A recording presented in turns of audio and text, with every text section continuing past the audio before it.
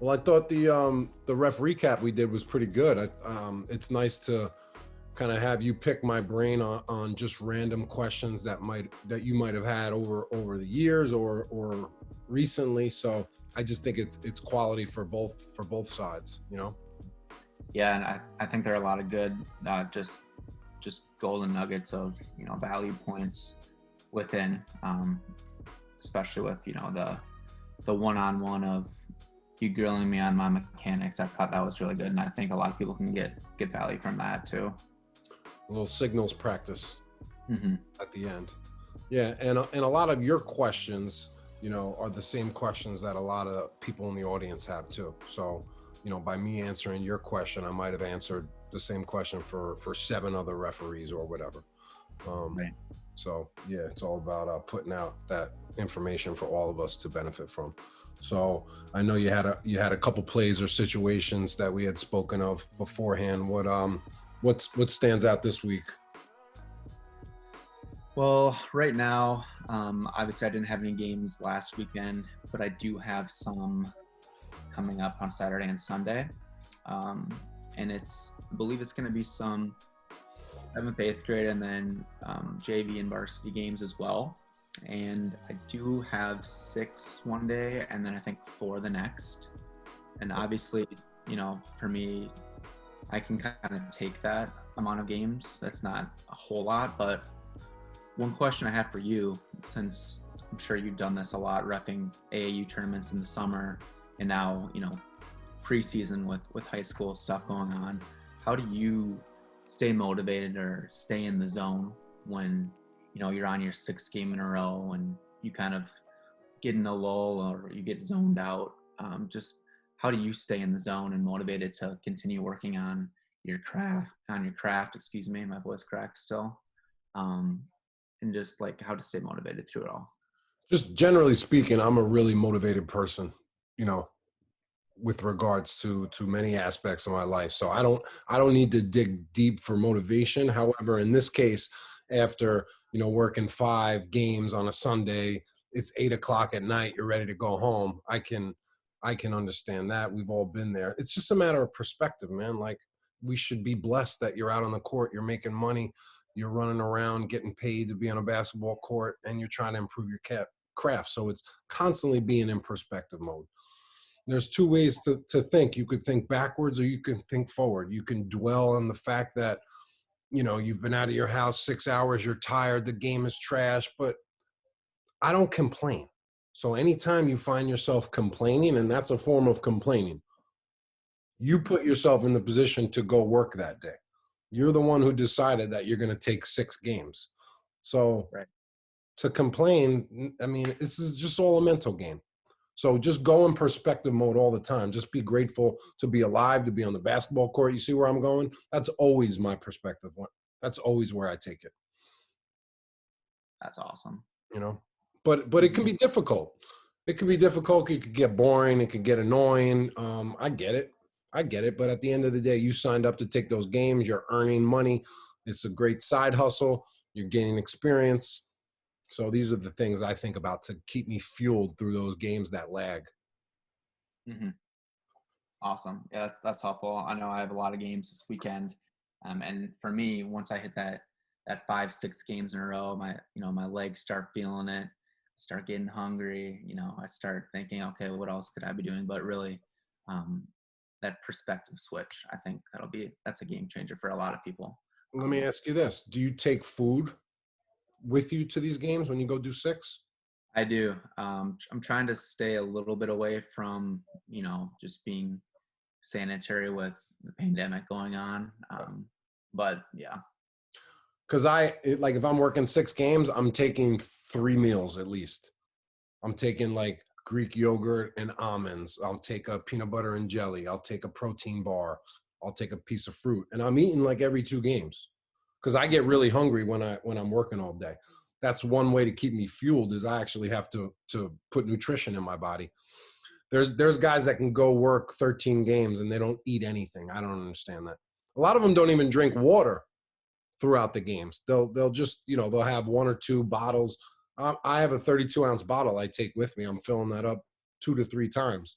So it's just constantly, fueling myself, not allowing myself to be starving, but not bringing in those meals that are going to make me slow on the court or give me the itis, if you've ever heard of the itis. The itis. What's the itis? Oh, just be feeling really lazy. Oh, Usually okay. after a big meal. Definitely. So yeah, after your Thanksgiving dinner, don't go out and ref with the turkey in your system.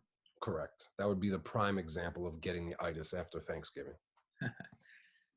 Awesome.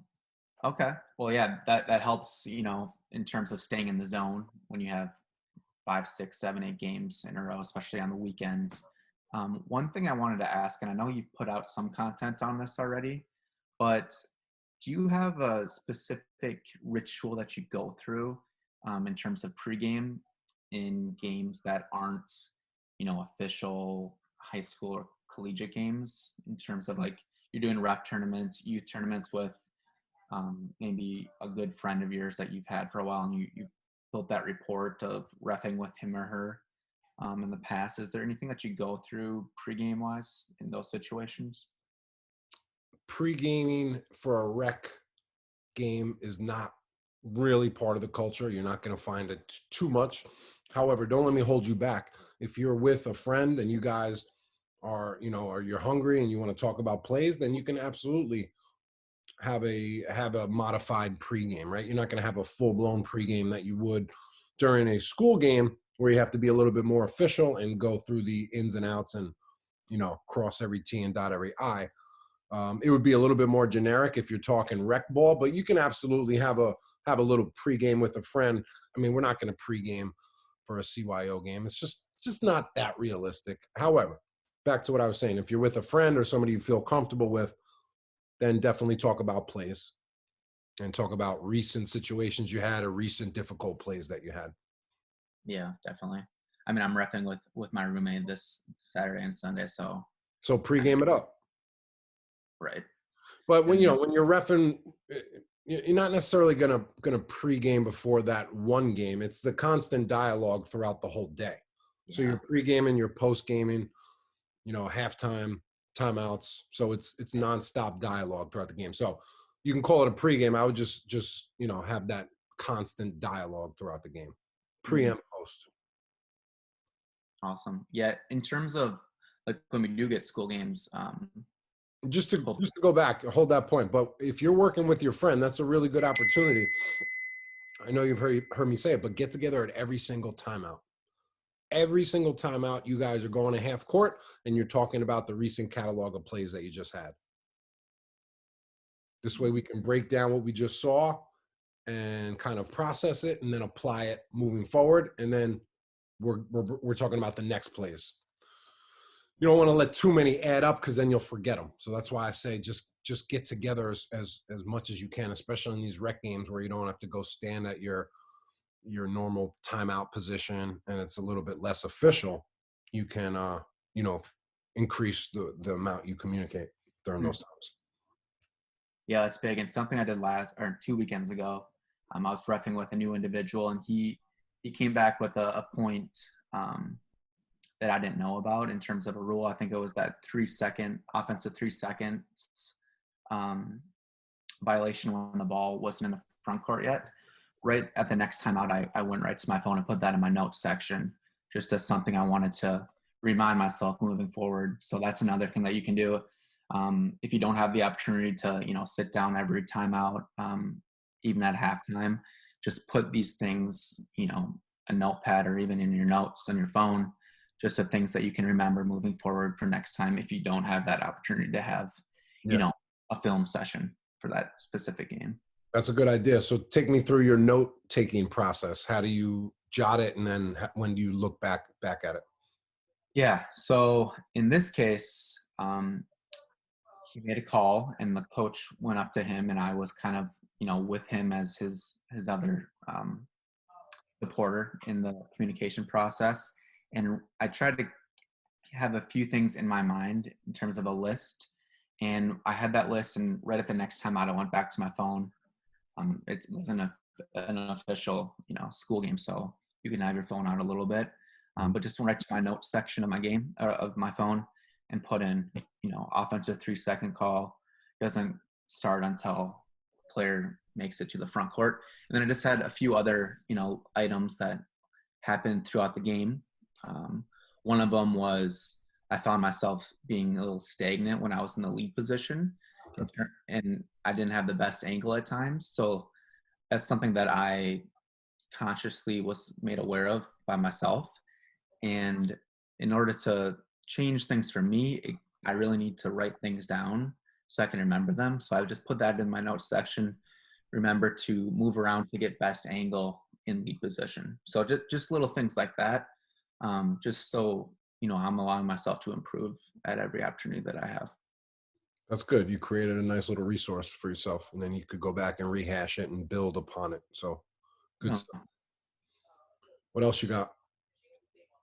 So I know we just touched on pre-gaming, but when you do get into official school games, whether it's high school or college, or even G League and NBA for some of the listeners, do you have a specific pregame kind of pack that you go through that is consistent through all your games? I'm sure it's changed throughout the years, but do you have a specific kind of list of items that you go through, or are you more of taking things that occurred recently in your games and just touching base with your crew members on? Just to walk me through that a little bit.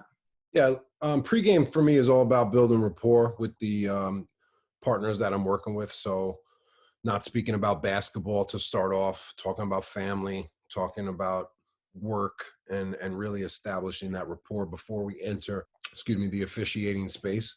And then my pregame is going to change each year. It's going to be updated. I'm always going to want to lead with the new and updated rules.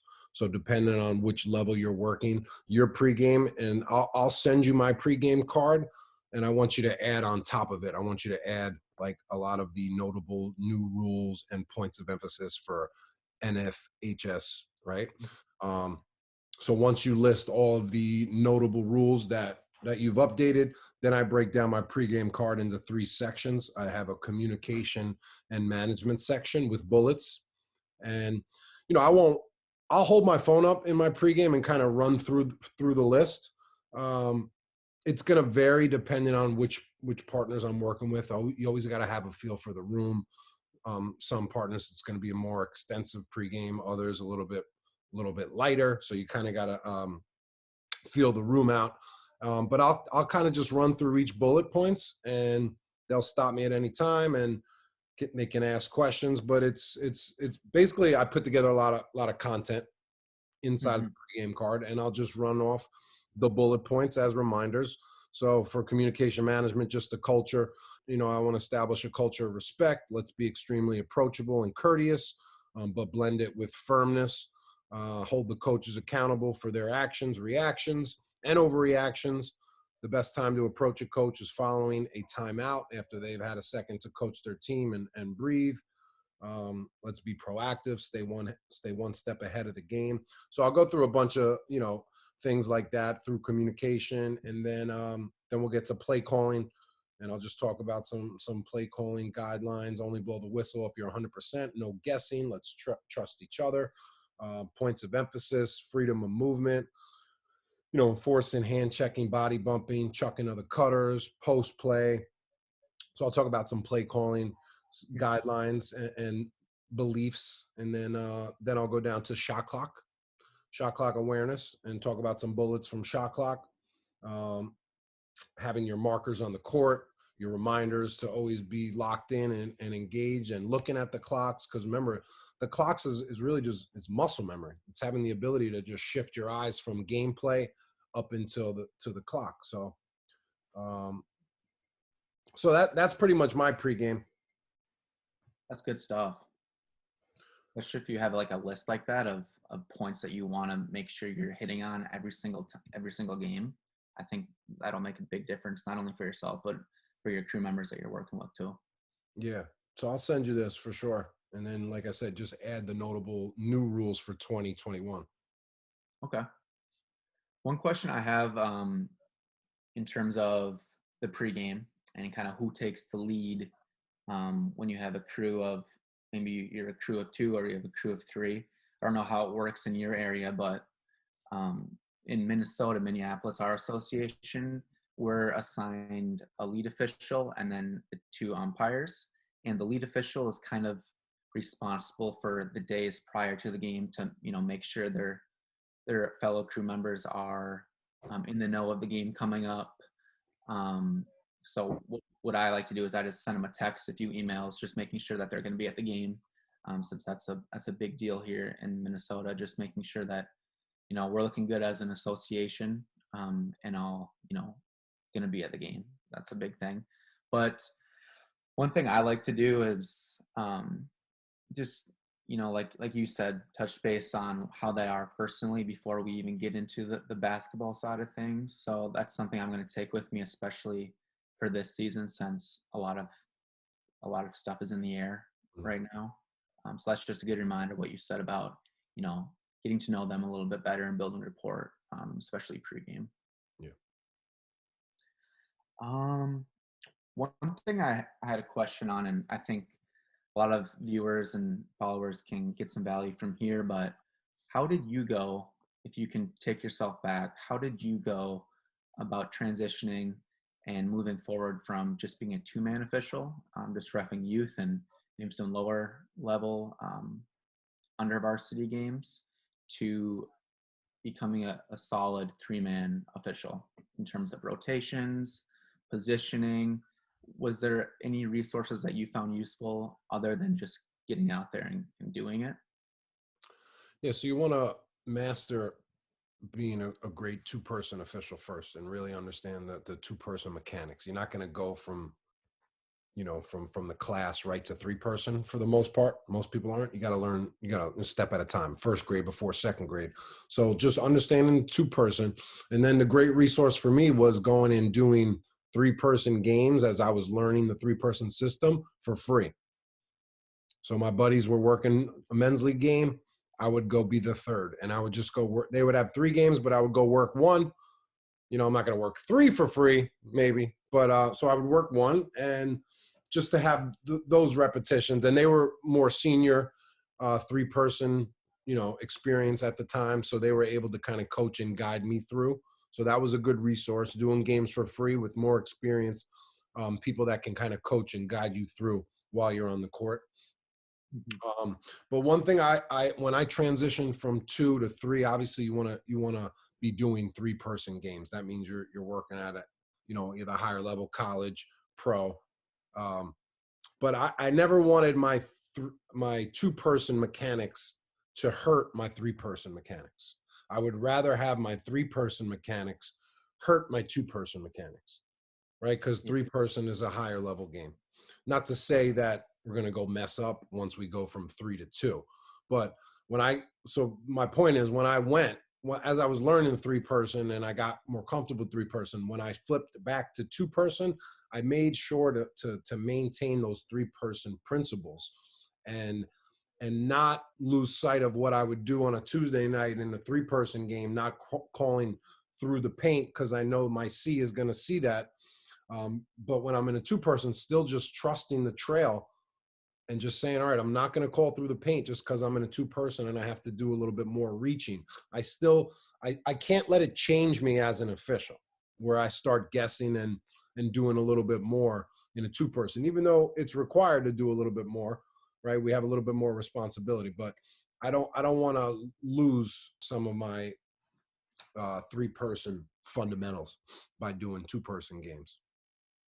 Yeah, that makes sense. I know for me, going from two to three, it can be like if I'm doing a three-man game on a Friday, and then the next day, I'm doing a youth tournament with two-man. I think your first few runs down the court, you can get into a quick habit of thinking that someone's going to cover that call, but really in two-man, like you said, you do have a little more responsibility and you're covering a little bit more ground in terms of running up and down the court and then making sure you're at specific angles. But I like what you said there of not letting your two-man mechanics affect your three-man, but if it would be something that would affect it, allow your three-man to affect your two-man. So that's a good point. Mm-hmm. Yeah, and I mean, for the most part, you'll be able to just go do switch 3-2, no problem. But there will be times where you're in a 2-person game and you'll say, no, I'm not going to take that because I just have to stay disciplined, because if this was a college game, I'm not coming even close to getting that. So like I said, just maintaining that discipline. Mm-hmm. You know? One other question kind of related to your crew members, and this doesn't happen a lot of times, but I've been paired with a extremely new official. I got paired with um, a, a girl who it was her first game officiating, and my assigner paired her with me in a 2-man kind of youth tournament through the whole weekend. And he just my assigner let me know, just give her the rundown, give her pointers when needed.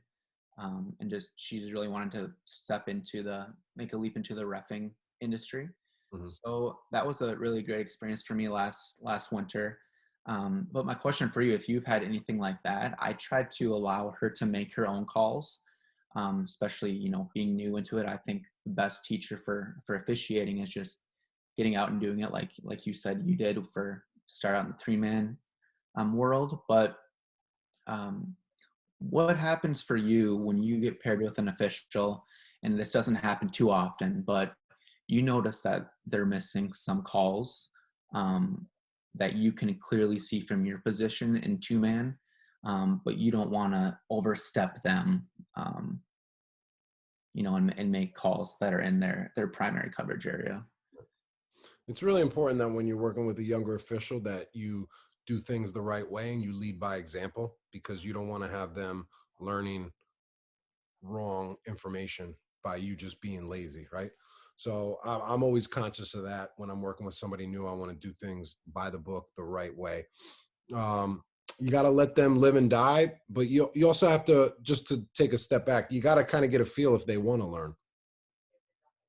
Because you're not going to go coach and teach them if they're not interested in hearing what you have to say. This could just be a side gig for them. They're just here on a Saturday to make cash. They don't want to hear what you have to say. So understanding and having a feel if they're interested in having a dialogue, right? Hey, do you mind if we talk about some plays today? I'll give you some feedback on what I see. I love talking about plays. And that's a good way to lighten them up. Yeah, sure. Give me what you got. Then you're green light. Then you could give them what you have, but you're not going to be jumping, in their area, making calls from 40 feet away. Yeah.